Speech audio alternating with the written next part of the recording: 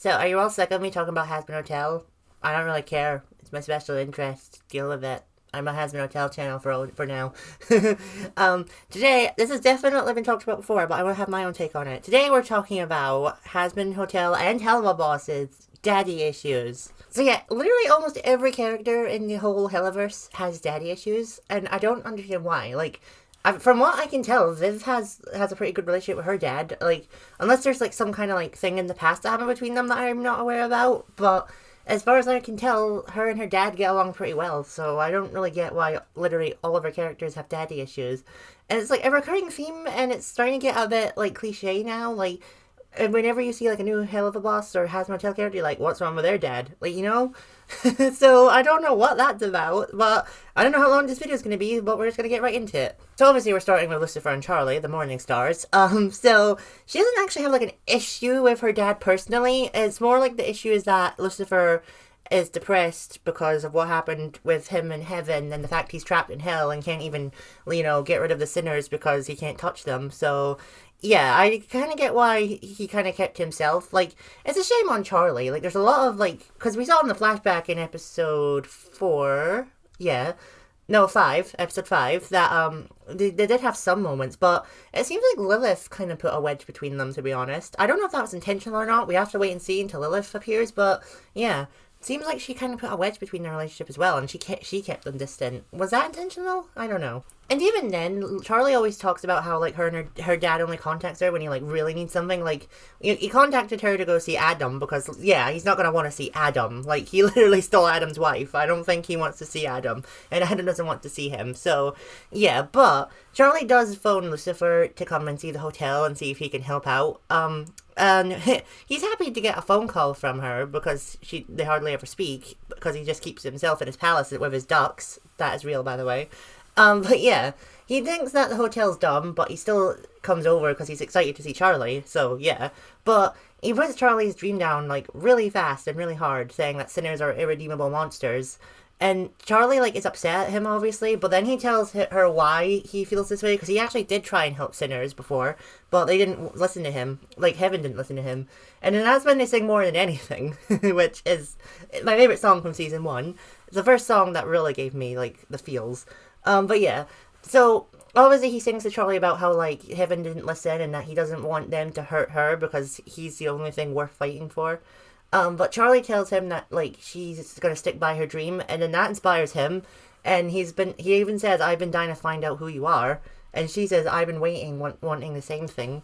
So that was really cute. And then they cry and hug each other, and it's really sweet. And this is where their relationship starts to get better. He even moves into the hotel afterwards, which is really nice, and he helps rebuild. So, there you go. Also, Lucifer is also only doing all this because he's jealous of Alistair, because Alistair is only doing this to get under Lucifer's skin, which is working, saying that he's like a father figure to Charlie. So, he's jealous of him, and because of his pride, that's why he's trying to show off as what a good dad he is. So, yeah. That is a bit of a red flag, to be fair, that I say out loud, Lucifer. I am going to quickly mention their original dynamic, though, because originally Lucifer was meant to be an antagonist and, like, think Charlie was a failure and a mistake, and then that's why Charlie is, like, trying to prove him wrong. But I'm kind of glad they changed the dynamic, to be honest, because I prefer this version of Lucifer more than the version we almost got. Even in the marking and the teasing, we still kind of thought that Lucifer was going to be, like, his original, like, depiction, but I'm really glad he wasn't. Okay, I need to mention this as well, though. Charlie does get really annoyed with him because, obviously, I've talked about this before, but in Season 2, he tries to scare Vox into leaving, like, the hotel alone and trying to end his, like, whole uprising, and that doesn't work because Vox already knows, but I won't get into that yet. But Charlie gets annoyed at him for that and tells him to move out. And then, like, after she, like, makes up with Vaggie for similar reasons and decides to phone him, he doesn't pick up. But on Lucifer's end, he thinks he gets a call from Charlie, but turns out it's Vox pretending to be Charlie. He got catfished. Yay! He even sings, I'm the best dad ever. And, like, come on, you're not the best dad ever, Lucifer. I love you, but come on now. That's a bit prideful because he's the sin of pride. But yeah. I do feel bad for Lucifer here because he gets captured, and I need to say, just real quick, people stop saying that Charlie didn't care that Lucifer was injured? She literally did. She literally ran up to him and checked on him. Please stop saying that she didn't, because she literally freaking did. We saw it. Okay, so moving on from Charlotte, we're gonna talk about Luna, who I actually have a lot more to say about, to be honest. But that's only because we've known Luna longer. So Luna longer, wow. Luna had trouble accepting Blitz as her dad for a few years because of her trauma. Because if you don't know this about Luna, she's an orphan who was raised in a pound because Hell doesn't see hellhounds as citizens; they see them as property. So they get treated like that. So they just get thrown in cages and hope they get adopted by higher ranking demons that will use them for basically manual labor. But yeah. I mean, at least Veronica pays tech, so, I mean, yeah. But Blitz isn't like that, right? Blitz treats Luna like an actual person. He treats her like his daughter.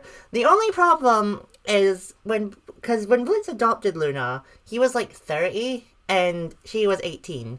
And 5 years later, Luna's now 22 and he's 35. So they're actually closer in age than a father and daughter would be.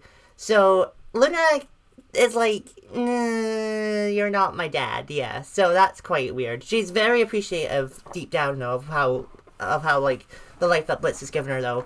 Like she appreciates it so much. You can see on her face sometimes. She gets annoyed though because Blitz is always treating her like a child, even though she's in her 20s, and she like pushes him away and like tells him to be quiet and stuff. Even when like because when they're doing field work on the surface, you know, in our world, she goes away to talk to Tex for a while, and Blitz gets, like, a protective and in the middle of them, and she actually does yell at him for this, saying how, like, she didn't need him then, so she doesn't need him now. But she did feel bad for that. She technically didn't apologize. She tried to, but Blitz walked away from her. But she was going to apologize, so I'll give her a little credit for that.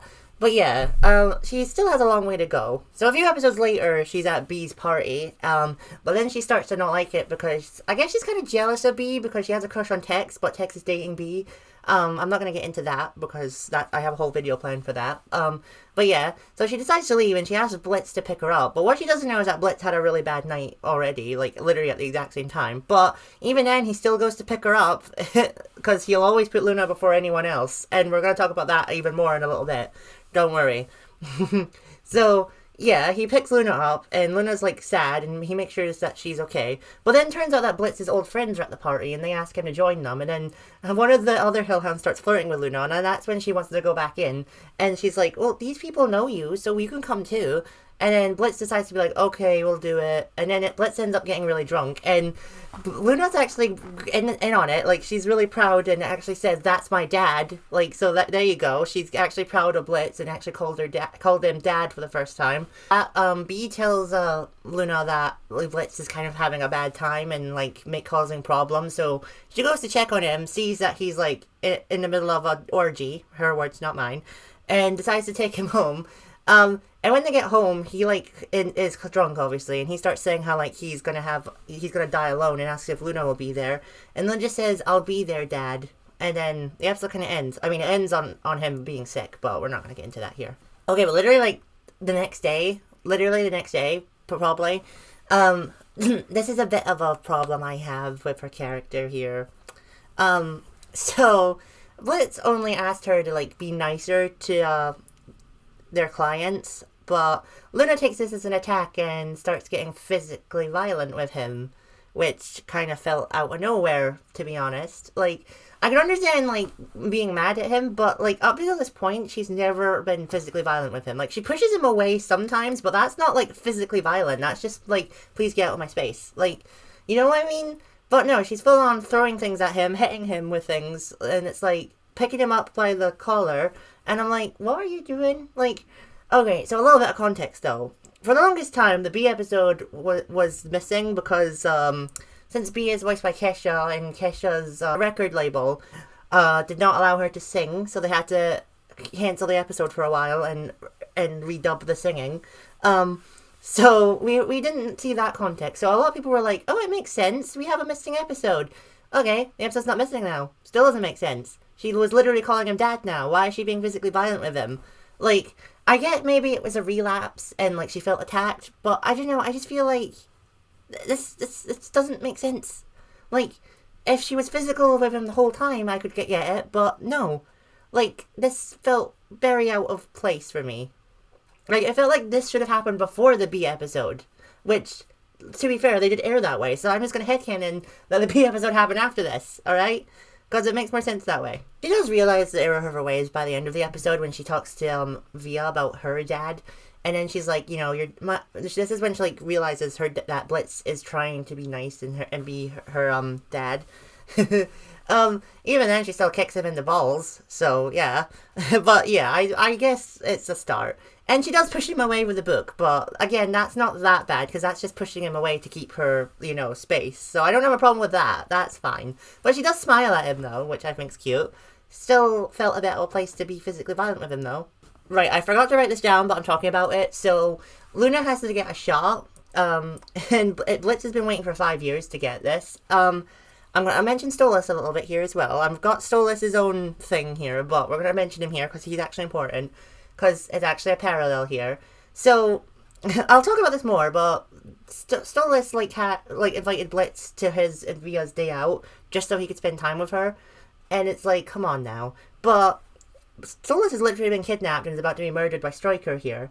But Blitz is sending Moxie and Millie to go save him because he is putting his daughter's health above Stolas. Which, fair enough. Like, Stolas never puts Via first, but Blitz literally puts Luna above everything. So, yeah, Blitz is probably the best dad in all of Hell. Just for this moment alone. Like, honestly. I don't care if you disagree with me, but yeah, he's the best dad in Hell. Definitely. Okay, so skipping a little bit ahead, when the Imps and Luna face trial against the Sins, and Blitz is sentenced to death, he, like, makes sure that Luna is taken care of, before he dies, saying to Moxie and Millie to take care of her, and Luna can't even watch when he's about to be killed. Stolas saves him, obviously, blah, blah, blah, blah, blah. So, once they, get out, and they get home, Luna literally hugs him and says, you know, I'm so glad you're safe, I love you, Dad. And she calls him Dad from now on for the whole series. So, yeah, they're now at the place where Luna and Blitz are in a very good place, and she calls him Dad. So, that's nice. It took a while, but I like it. It's literally the opposite to Stolas and Via's arc as well, which I love. It's so sweet, the relationship. Okay, but the reason Blitz tries to be such a good dad to Luna is because his dad didn't even love him, right? So, Blitz's dad's name is Cash. He treated him like an accident and valued his sister and his best friend over him. He literally gave Fizz a birthday card saying, I wish you were my son. And it's like, that's so cruel. And when Stolas' dad wants to buy Blitz for Stolas' birthday, he immediately thinks that it's Fizz he's talking about and that he's going to be expensive. But when he tells him it's Blitz, he literally only gives him a $5 and he's like, oh, that's plenty, done. Oh my god, you terrible, terrible dad. Oh my god, you're not even the worst dad in the show. That's what makes this even worse. He even guilt-tripped Blitz into stealing from the Goetia family. That's Stolas' family. By saying that it will help his mom out, because his mom is probably ill at this point, I think. I'm not sure. So yeah, that is a bit messed up as well, saying that, you know. And if Blitz gets caught, he'll probably be killed, because the Goetias are literally one of the highest-ranked families in all of Hell. So yeah, that would be very not good. Okay, so a few years later after that, on Fizz's birthday, he is going to give Fizz a birthday card and, you know, a rose because he's in love with him, but he just can't do it because he doesn't think Fizz loves him back. I'm not talking about that right now. So when he leaves, he accidentally pushes the person with the birthday cake, and the tent for their circus goes on fire, and it explodes Fizz, it kills Blitz's mom, it scars Blitz's whole face. Okay, Zuko. But that's not what we're talking about. So we see in, like, memory flashbacks that Cash was furious with this, obviously. He full on slapped Blitz, I think on his scar side as well, just as it happened, so that was doubly sore. And he even told Fizz and Barbie that he meant it and that he tried to kill them. And he told Blitz that Fizz and Barbie don't want to ever see him ever again. And Barbie is Blitz's sister, by the way. She ended up taking drugs because their mum died and ended up not talking to Blitz anymore and having a drug problem. And hell drugs are way worse than earth drugs, so yeah. Like, sinners in Hellborn use earth drugs to take care of colds, so yeah. That's how bad hell drugs are. So because of that, Fizz and Barbie didn't want to ever speak to Blitz again. He's made up with Fizz now after they, like, go all out and realized that they were lied to and that it was an accident. But Barbie doesn't want anything to do with him because he did find her and she told him that... Actually, you can see in her face real quick that, like, she's kind of hoping that Blitz is going to apologize, but when he doesn't, that's when she, like, laughs and tells him to go away and that she doesn't want to see him ever again. And I feel bad for her as well. I feel bad for Blitz, and he had a terrible, terrible dad. And that's why he has to compensate for Luna, because of how he was brought up. Okay, so I'm not going to talk about Stolas in this video, because I actually have a whole video about Stolas and Via, if you want to go watch it. So, we're just going to talk about Stolas' dad. So, Stolas' dad, Paimon, was one of the first Goetians ever made, and he's the most loyal to Lucifer. He was a terrible dad to Stolas as well, because he doesn't even remember Stolas' name, because he has that many kids. He literally says that. Like, that is so terrible. And to continue the family name, he obviously forced Stolas to marry Stella so that they would have Via. And Stella didn't like that either. Also, they're cousins, by the way, but they're a royal family, so not really that shocked, to be honest. Yeah. He also said that he'd take him to the circus on his birthday, but the worst part is, he wasn't even there. He made his servant go with him while he was on FaceTime. Really? Like, really? You actually don't like your son that much that you're actually gonna make your servant take him to the circus while you're on FaceTime watching it? That is terrible. Honestly, I bet there's some dads that do that. I bet there are actually some dads that, like, say they'll be there, but they just FaceTime. Like, oh my god. This is just a man thing, and I hate it. Also, like I said, he literally bought Blitz for a $5 so that Stolas would have a friend so that he wouldn't have to deal with him being sad on his birthday. Literally, that's the reason. He actually full on says that. And when Blitz arrives, Stolas bows to him, saying, like, I'm Stolas. And you know what he does? He hits him because he bowed to a filthy imp. Like, oh my god, that's so bad. Oh, like, that's all we know of Paimon right now. I don't know if we'll see him again or not, but, like, yeah, he's still not the worst dad in hell, believe it or not. Alright, now he's finally time to talk about the worst dad in all of hell, Moxie's dad, Crimson. Oh, I'm not ready for this. So first of all, Crimson is a mafia boss, and honestly, probably the most scariest of all the imps. Like, because imps are like the lowest of the low in Hell's hierarchy, but he's definitely made a name for himself, I'll tell you that. He's murdered people for crossing him, including Moxie's mother, because Moxie's mom was trying to raise him in a different way, like the Sovereign way, basically, because his mom's a Sovereigner. And then there's a flashback of him hitting her as well, which, ooh. And then he just full on murdered her, and yeah, drowned her. That actually happened, because we see when he brings Moxie to drown someone that her shoe floats up. So yeah, he killed Moxie's mum. Yay. A lot of people debate that Moxie actually killed her, but that doesn't make sense, so we're not talking about that here. He also forced Moxie to go into the mafia with him, and to be fair, he did meet Chaz. Ew. We're not talking about him here. So after Moxie and Chaz do a heist and it goes wrong, Moxie gets arrested and put in jail, which is quite a shame. But that's how he meets Blitz, and then him and Blitz escape, and then he just decides to be, like, I guess they might have been roommates at first, to be fair, because, like, I could actually see that, to be honest. That's what I'm choosing to believe, that they were roommates, and then they started their assassination business as well, which probably was IMP, but it wasn't like they would go up to the surface at that time. And this was before they met Millie as well, so yeah, that's what I'm choosing to happen. And he never looked back once. But a few years later, Crimson decided to trick Blitz into coming to their house, which Moxie didn't know yet. And then when they arrived, it turned out that it was all to get Moxie to come home, so that Moxie could marry Chaz, so that he could use Chaz for his money. Ew, disgusting. Ew. Chaz was lying about being rich, obviously, so that's besides the point. Also, Moxie's like, I'm not doing it, blah, blah, blah. And then Crimson decides to hit him and say that if you cross me and talk back to me again, I will kill Millie. So, yeah, definitely. This is the first time Millie's meeting him, by the way. And he even makes Moxie share a room with Chaz, but, Moxie kicks him out, obviously. And even then, the next day, Moxie puts his foot down, is like, I'm not doing it, you can't make me, and if you cross me, you'll see how good I am at my job. But, Crimson tases him, tries to kill Blitz and Millie, and then literally puts him in a wedding dress to force him to get married, and it's quite minging still. And he won't accept that Moxie likes women, so he thinks he's gay, and puts a bunch of, am I allowed to say this word? I'm saying the word, dildos, all over the wall. I'm not even kidding. Oh my god, what is this? That was so, like, unserious in a serious moment. I get why, though. But yeah, but Millie did save the day, obviously, because nothing can stop Millie when it comes to Moxie. But Crimson has sworn revenge on Moxie, like, literally their family portrait threw a knife right into Moxie's forehead. So, yeah, he's definitely planning to kill his son. We did see Crimson again when he kidnapped Fizzaroli in exchange for the Lust Ring, but we'll not get into that right now. As of now, that's all we've seen of Crimson as a dad, so that's all I'm going with. I am going to quickly mention Angel Dust, because it was mentioned in at Season 2 that Angel Dust did also kill his dad, so that's kind of why he's in hell. But we don't know who Angel's dad is yet, and I don't know if we will see him, because I don't know if he's still, like, alive in hell, or if he was killed in one of the exterminations. But we don't know a lot about him yet, so I'm just gonna kind of give him an honorable mention. All we know is that that Angel killed him, and yeah, that's kind of all we know. And they were part of the Mafia as well, because that's why Angel's a spider, because of his web of crimes. So obviously, I feel like it was something similar to Moxie happened, but Angel actually had the balls to kill his dad, so that's all I'm going to talk about for now. And until we get more information, I might make a video in the future. Alright, I'm going to talk about Millie as well, because Millie has one of the better dads in hell.